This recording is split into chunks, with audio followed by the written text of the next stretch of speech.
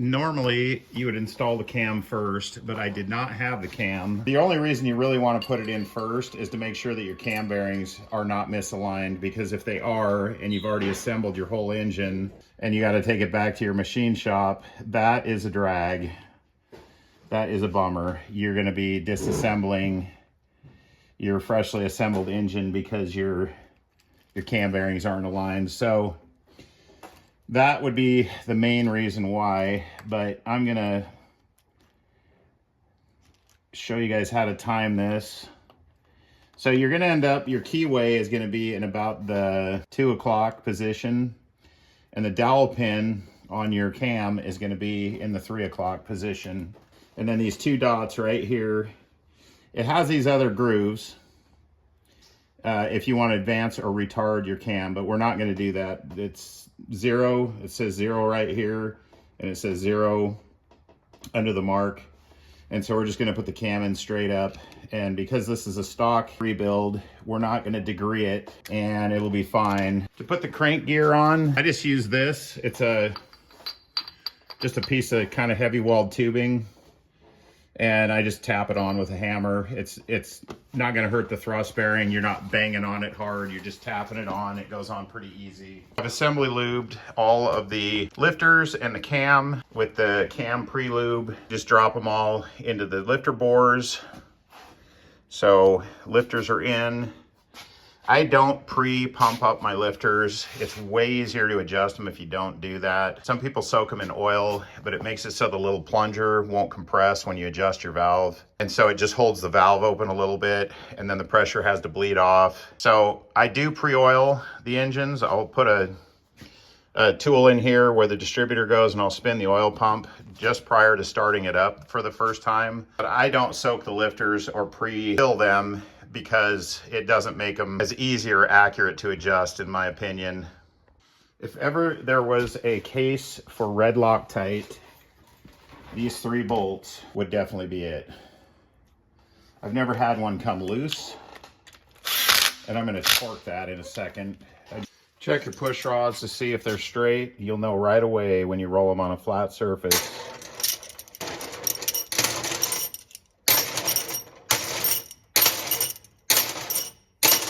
Yep, if they don't roll, they're not straight. These are all straight. So the lifters, cam, have all been lubed with this stuff, different assembly lubes. This is the one I used. So the push rods, the ends of the push rods, and the lifters on the bottoms of them before they got pushed into the lifter bore, and the cam before it was put in the engine was slathered in this stuff. Now I'm just gonna put a little bit on the tip of the valve and on the end of the push rod so that we don't start this thing up any problems.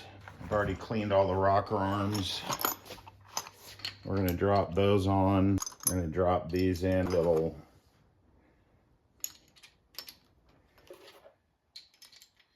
I've also cleaned all the nuts, and these go like this so that it's kind of cone shaped on one end. This is a self-locking thread.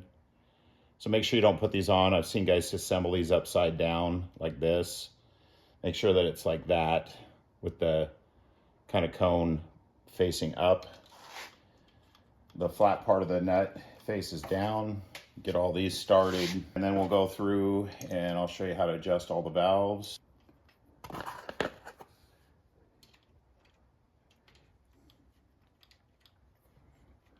Starting out, I'm just going to take a 5/8 and I'm going to run these down partially. I'm just going to use a speed handle here, one of these. You want to make sure that when it gets to the self-locking part of the nut, the top of the nut, when it starts to engage the thread of the stud, make sure that the nut doesn't screw on easy. Make sure there's a decent amount of resistance. These have a lot of resistance, which is good, because that's what holds the nut adjusted. If the nut screws down easy, even past the locking part, your valve adjustment will back off. It won't stay. So there is no locking device on these other than just the nut itself having a little bit of a swedged end, and that swedged end grabs the stud threads and holds it in place once you adjust it down to where you want it. So we're just gonna get them all to where the head of the nut is about flush with the stud starting out. And then we'll start going through the firing order and adjusting the valves. I want to show you guys something. So even though we got our timing mark right there lined up, it is not on the power stroke of number one. This is the number one cylinder right here, the left bank. Right and left is always as if you were sitting in the car. Got our left bank here, and number one and number six, the pistons are at TDC right now. It's actually on the power stroke of number six. So I could start with number six, but I'm gonna turn the crank one full revolution because it takes two to make a full revolution of the cam. So the cam only turns half as fast as the crankshaft. Just so we start at number one, I'm gonna turn this thing one full revolution on the crank, which is gonna be a half a turn on the cam. So now the dot of the cam is up at the top. It's up at the very top right there. And we're on the compression stroke of number one now. So that's where we're gonna start adjusting. There is a system for adjusting these. First of all, you need to identify, the way you know which one's an exhaust valve is this is exhaust obviously, and this valve is right over that port. So that would mean this is an intake valve. But don't just think it's every other one, because in the center of these engines, that's an exhaust and that's an exhaust, and they're right next to each other. What you wanna do is, this is the exhaust right here. You wanna watch that lifter, and you wanna rotate the engine until the exhaust lifter just starts to move. When that starts to come up, right there, it just moved. Adjust the intake valve on number one. So we're gonna turn number one down, and it's still gotta go quite a ways. You wanna get every bit of this slop out.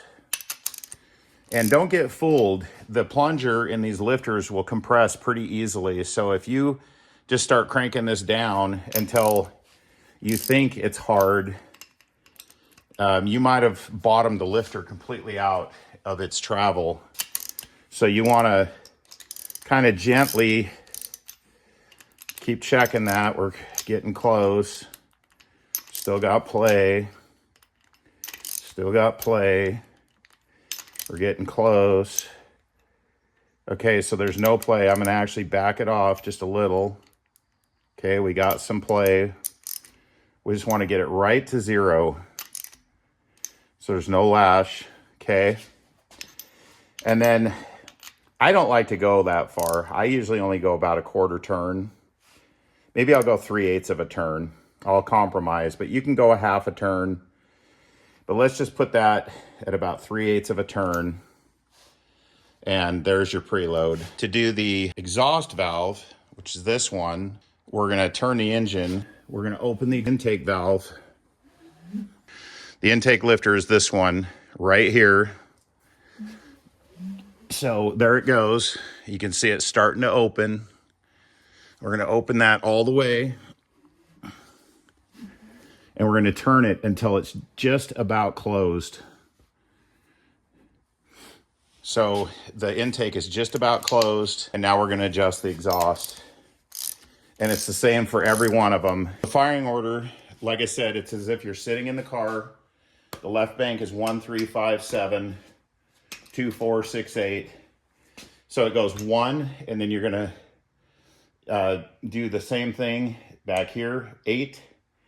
Then 4, then 3, then 6, then 5, then 7, and then 2. And Tom Howe, the Chryslers, as you well know, are numbered exactly like a Chevy. So we're going to turn this exhaust rocker down now. I need to stop talking and get on with the video. Okay, we're zeroed. We're going to give it about 3/8 of a turn.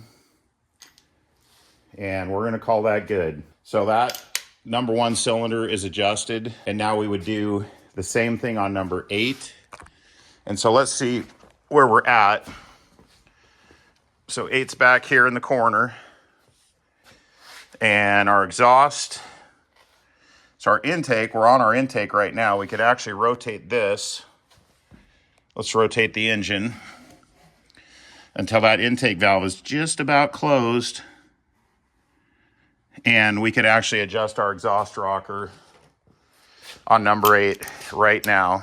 They're all adjusted. I double and triple check all of my work. But one of the things you can do for a quick check is see how much thread is sticking out. They're all gonna be pretty uniform. And if you have one outlier, that might be an indication that you accidentally under adjusted or over adjusted a valve. But just go through and do it the way I said. When the intake valve is just about closed, adjust the exhaust, and when the exhaust valve is just barely starting to open, when you're watching the lifter move, adjust the intake. We have our complete long block assembled here. We got our crank rods and pistons are all in. The bottom end is built. We got our cam and our timing chain.